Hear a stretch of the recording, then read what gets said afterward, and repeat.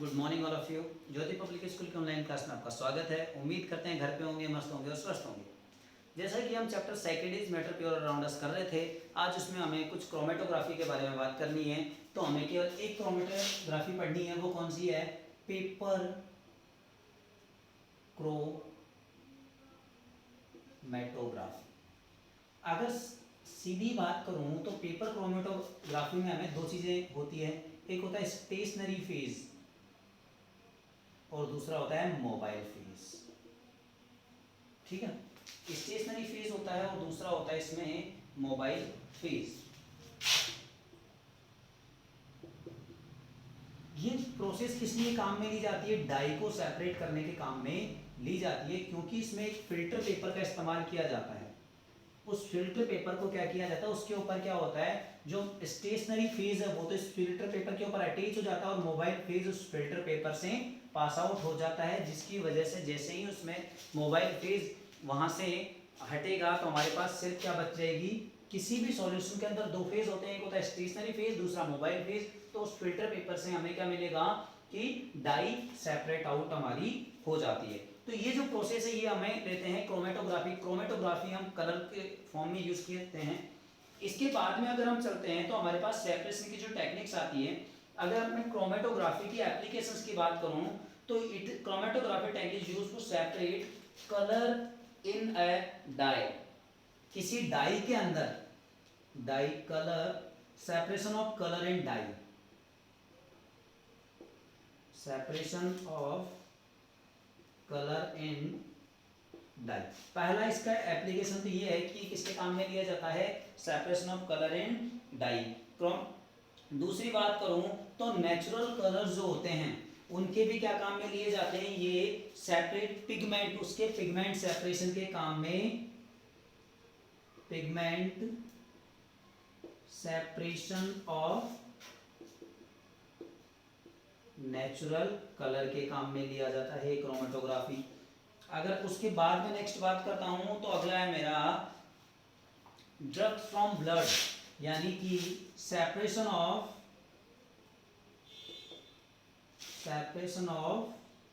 Drugs from blood, यानी खून से हमारे क्या अलग करने के, ड्रग्स को अलग करने के काम में भी क्रोमेटोग्राफी को लिया जाता है।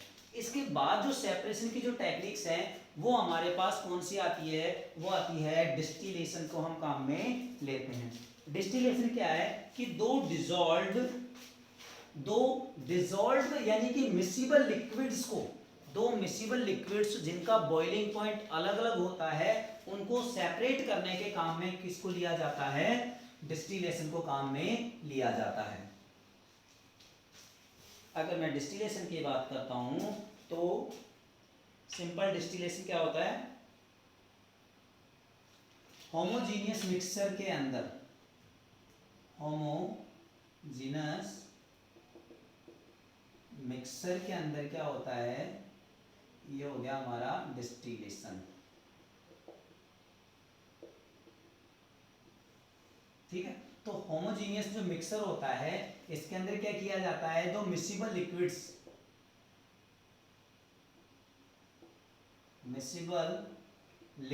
को क्या किया जाता है? उनके बॉइलिंग पॉइंट के बेस पे क्या किया जाता है? अलग किया जाता है।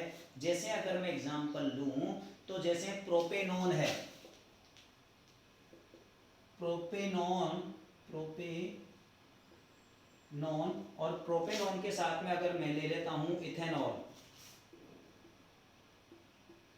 इसका बॉइलिंग पॉइंट 78 डिग्री सेल्सियस होता है, इसका 56 डिग्री सेल्सियस होता है समथिंग।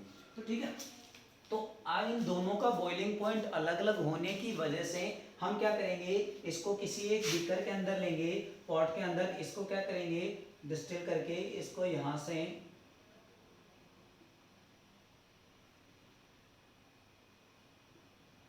और इसको हमने इधर ले लिया, यहां से हमने इसको कूल कर लिया ठंडा करने के लिए, और यहाँ पर हमने कोई दूसरा पॉट लगा के इसको,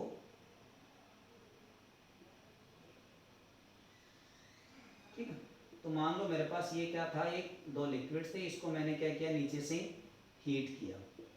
ठीक है, हीट किया तो यहाँ से क्या होगा, क्योंकि दोनों का बॉइलिंग पॉइंट अलग अलग होने की वजह से, जैसे 56 पे पहले ही पहुंच जाएगा, तो यहाँ से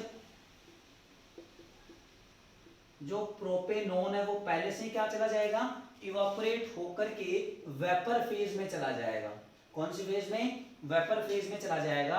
और वेपर फेज में जाकर यहां से अब हमने क्या किया, इधर क्या किया, ठंडा वाटर यानी कूल वाटर, और उसको हमने यहां से निकाल दिया।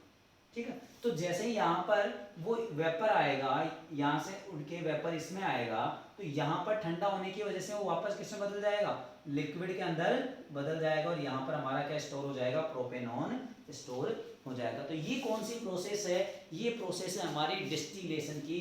तो डिस्टिलेशन जो प्रोसेस होती है उसमें हम क्या करते हैं, दो होमोजेनियस मिक्सचर्स को सेपरेट करते हैं।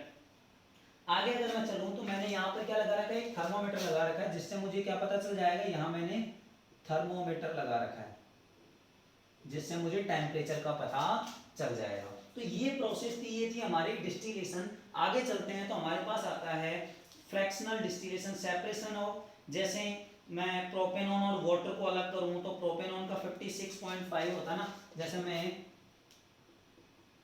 प्रोपेनॉन और प्लस वाटर का मेरे पास कोई मिक्सचर है, तो प्रोपेनॉन का तो 56.5 डिग्री सेल्सियस और वाटर का बॉइलिंग पॉइंट 100 डिग्री सेल्सियस, तो दोनों में काफी डिफरेंस है। एक हमारे पास आता है फ्रैक्शनल डिस्टिलेशन।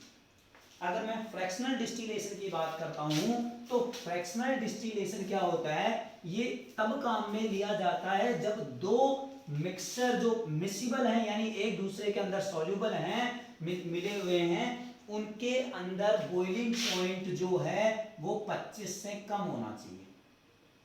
अगर 25 से कम है तो वहां पर हमारे सिंपल डिस्टिलेशन काम में नहीं आता है, उस जगह पर हम कौन सा काम में लेते हैं, फ्रैक्शनल डिस्टिलेशन को काम में लेते हैं। अच्छा, फ्रैक्शनल डिस्टिलेशन का पहला एग्जांपल तो ये हो गया कि मैं ऐसे कंपाउंड्स, इस मेथड के अंदर हम क्या कर रहे हैं, मिक्सर जो क्या कर रहे हैं, देखो अगर मैं इसकी बात करूं तो वही मेरे पास एक पॉट है जिसके अंदर क्या मिला हुआ है, लिक्विड भरे हुए हैं दो, और इसको मैंने क्या किया,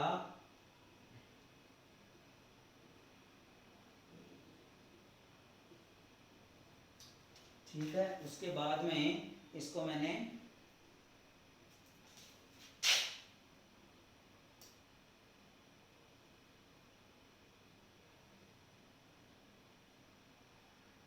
यहाँ वही मैंने थर्मोमीटर लगा दिया जो मेरे क्या काम आएगा, इसको नापने के काम में आएगा, वापस इसको ठंडा करने के लिए, और उसके बाद में यहाँ से मैंने इसको क्या कर लिया, किसी दूसरे बीकर में निकाल दिया। ठीक है, तो देखो वापस है इसको ठंडा करने के लिए, क्योंकि वही वेपर फेज में जाएगा।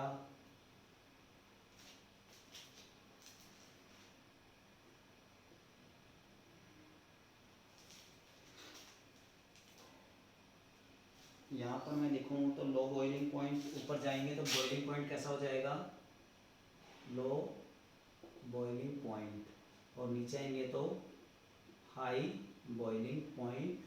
ये हमारा क्या हो गया, थर्मोमीटर हो गया, ये हमारी क्या हो गई,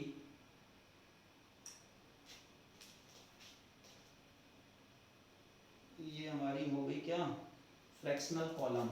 ये पूरी हमारी क्या हो गई, फ्रैक्शनल कॉलम।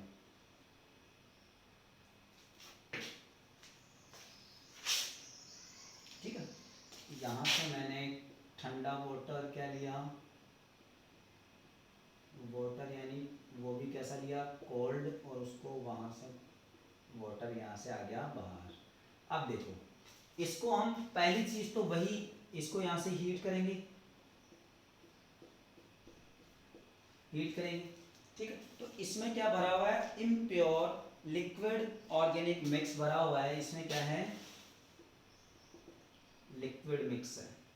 ठीक है, दो लिक्विड मिक्स है, उसको जब हमने हीट किया तो इस कॉलम के अंदर से क्या होगा, ये लंबी कॉलम होने की वजह से इसमें क्या होता है, टेम्परेचर का ज्यादा वेरिएशन नहीं होता, और क्या होता है कि इसको हम क्या कर सकते हैं, प्रोपेनॉन या फिर कंपोनेंट ऑफ लिक्विड एयर, या फिर हम कंपोनेंट ऑफ क्रूड पेट्रोलियम है, कंडेंस देखो, the vapour of the high boiling point get condense in a column and return back to the distil flask. इसमें क्या हो रहा है कि जैसे ही हमने इसको हीट किया, यहाँ से जो कंडेंस होकर लंबी ट्यूब होने की वजह से धीरे धीरे अगर कोई इसका टेम्परेचर दोनों का ज़्यादा डिफरेंस नहीं है, केवल 25 से कम होगा, तो मान लो यहाँ पर थोड़ा बहुत डिफरेंस होते ही क्या होगा, दोनों जो लिक्विड हैं वो क्या होंगे, बॉयल होकर ऊपर पहुंचेंगे। लेकिन लंबी ट्यूब होने की वजह से धीरे धीरे ऊपर क्या होगा, टेम्परेचर कम हो जाएगा। मान लो मैंने वही अभी पहले वाला लिया था, मैंने प्रोपेनॉन और साथ में लिया था इथेनॉल, तो इथेनॉल का 78 डिग्री सेल्सियस था और इसका 56 डिग्री सेल्सियस था, 56.5 था, ठीक है। तो अगर मैं इन दोनों को लेता हूं तो मान लो कुछ अमाउंट में मेरे पास इथेनॉल इसमें पहुंच गई, इवापोरेट होके इथेनॉल, तो ये लंबी ट्यूब होने की वजह से धीरे धीरे बॉइलिंग पॉइंट कम हो रहा है। मान लो यहाँ पर आते हैं, यहाँ का बॉइलिंग पॉइंट रहेगा 70 डिग्री, इस जगह पे बॉइलिंग पॉइंट कितना रहेगा, 70।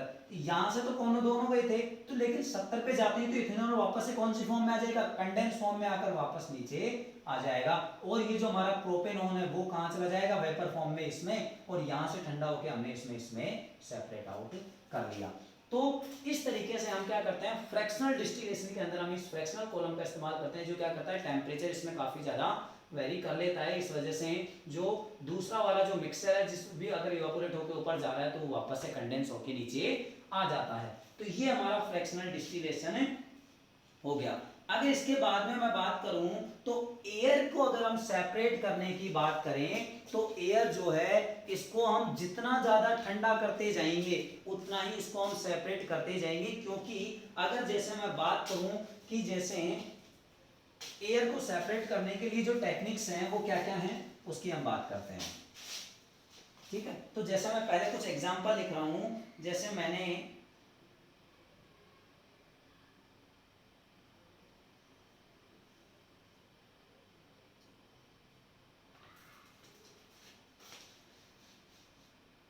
ये एयर है और इस एयर को सेपरेट कूल किया, ठंडा किया कितने, -78.5 डिग्री सेल्सियस पे। तो क्या होगा, इस एयर में से CO2 जो होगी ड्राई फॉर्म में क्या होगा, बाहर निकल जाएगी। जैसे जैसे मैं इसको ठंडा करता जाऊंगा, जैसे अगर मैं बात करूं, मैं और ठंडा करके इसको -183 डिग्री सेल्सियस पे ले जाता हूं, तो इसमें से कौन बाहर निकल जाएगी, एसिड बाहर, ऑक्सीजन बाहर निकल जाएगी। ऑक्सीजन क्या हो जाएगी, इसमें बॉय कंडेंस हो जाएगी। और अगर मैं और नीचे ले जाता हूं -187 डिग्री सेल्सियस पे, तो इसमें से आर्गन बाहर निकल जाएगी।